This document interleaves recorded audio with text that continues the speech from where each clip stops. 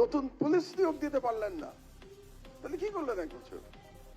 একটা short training করে কেন? আমি নিজেও সরকারে এক সময় ছিলাম, 5 বছর ছিলাম সরকারে।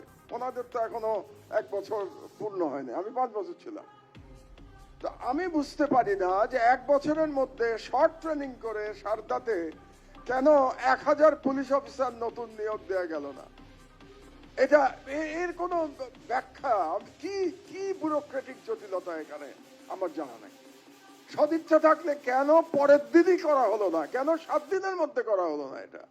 এটা তো বোঝার কথা যে আমাদের রাষ্ট্র চালাতে গেলে পুলিশ লাগবে। আপনারা নির্বাচন করবেন, পুলিশ ছাড়া কেমনে নির্বাচন করবেন আপনারা? যে পুলিশ হাসিনা বসিয়ে দিয়ে গেছে তাদেরকে দিয়ে আপনারা নির্বাচন করবেন, কিভাবে করবেন নির্বাচন তাদেরকে দিয়ে? কোন পুলিশ আপনার কথা শুনবে? যে পুলিশ গোপালগঞ্জে পালিয়ে যায় সেই পুলিশ আর দিয়ে আপনারা নির্বাচন করবেন? তো গোপালগঞ্জে যদি পালিয়ে যায় তো নির্বাচনের সময় সব জায়গা থেকে পালিয়ে যাবে, তখন কি করবেন এই পুলিশ দিয়ে? 1 বছরে পুলিশ নিয়োগ দেয়া গেল না, এই ব্যর্থতা কিভাবে, কোন যুক্তিতে আমরা মেনে নিতে পারি? কেন হলো না এটা? এগুলো মানে দুঃখের বিষয়। আমরা তো এই সরকারকে সফল দেখতে চেয়েছিলাম, এখনো সফল দেখতে চাই।